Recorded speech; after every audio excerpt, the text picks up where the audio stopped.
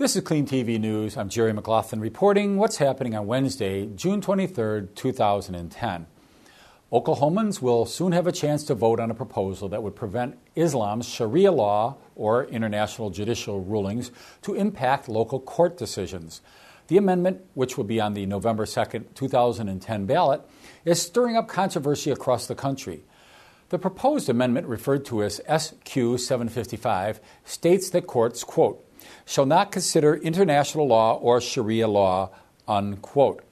Sharia, otherwise known as Muslim law, has found traction in some pockets of the United States. Great Britain has seen significant rise in usage of Sharia to settle conflicts among Muslims, with the government's approval. Oklahoma State Senator Rex Duncan also said that he had support from Senator Anthony Sykes, and he told AFN News that the amendment is intended to be proactive and is confident it'll pass by a large margin. Duncan also said he has received emails of encouragement from across the nation and believes some states might also follow suit. But it is critical to act swiftly. Sharia is the body of Islamic law in Muslim countries. Some of these nations govern it, its tenets giving punishments for crimes such as adultery, theft, blasphemy, or conversion away from Islam, which might result in a penalty of amputations, lashes, or even, as in this picture, death by stoning. I feel like we're back in the Stone Age. This is unbelievable. And we're considering that to be our law for sectors that ask for it. A judge has just blocked Barack Obama's unilateral 6-month moratorium on offshore oil drilling. Now maybe we can be less dependent on oil drilled from militant Muslim nations. And it is not too soon. Why? Because Muslim militants have turned up the rhetoric again, promising to stage even deadlier attacks on America than the 9/11 nightmare that took over 3,000 U.S. lives. Turncoat American Adam Gadon, now the international spokesman for the Islamic terrorist group, made those threats in a rambling 24-minute recorded message that taunted the Obama administration and demanded the end of U.S. support for Israel and withdrawal of all U.S. troops from Afghanistan as preconditions for peace with al-Qaeda. Gadon has $1 million FBI bounty on his head, payable upon his arrest or conviction.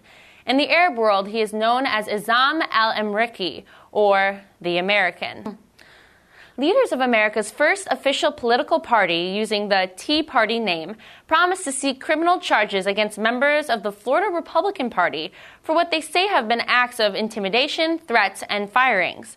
Tea Party congressional candidate Peg Dunmeyer told Clean TV she is aware of at least 4 cases where pressure was brought by GOP operatives hoping to persuade the Tea Party members to quit their political races.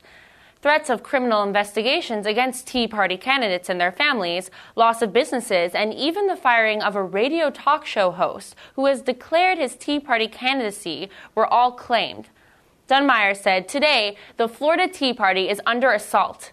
Tea Party members are being threatened. Today, Orlando is wielding thug politics.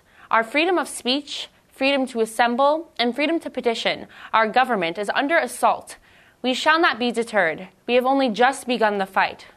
Dunmeyer is seeking to unseat GOP incumbent Representative Alan Grayson in Florida's 8th congressional district, serving parts of 4 central Florida counties. The McChrystal Flap, a Clean TV Just a Thought commentary by Clean TV political and military analyst Jim Kinney.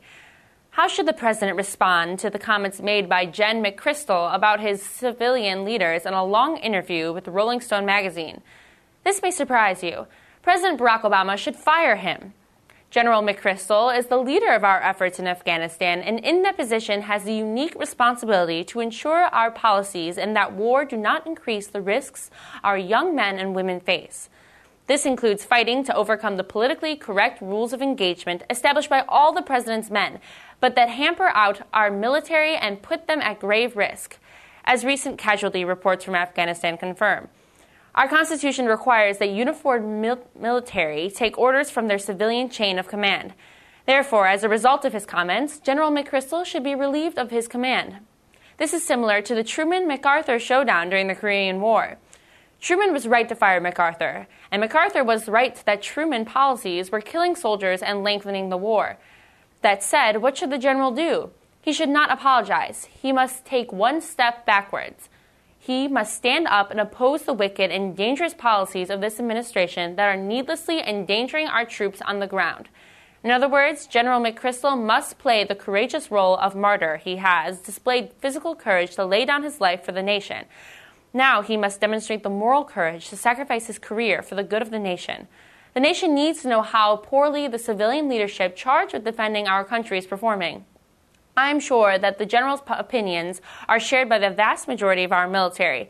He must, at the cost of his career, give them a public voice. Imagine getting away from it all in a place with free movie nights and bingo, arts and crafts, dance and cooking classes, tutoring and computer training. Yes, you get free email service and internet-based phone service too. You'll enjoy aerobic exercises in a natural setting. Enjoy free veggie trays. Veggie Monster, eat your heart out in a green environment with hanging plants and complimentary continental breakfast every weekend. No, this is not an ad for some posh, all-inclusive resort. It is just a list of some of Obama's proposed changes to inmate detention faculties operated by the Immigration and Customs Enforcement Division, or ICE. He also would allow free movement of low-risk detainees, expanded visiting hours, and the use of unmonitored phone lines. And guess who's picking up the tab for all these penal perks? You got it, you and me, American taxpayers. This concludes today's Clean TV News special. Thank you for watching. I'm Faith Michella, reporting.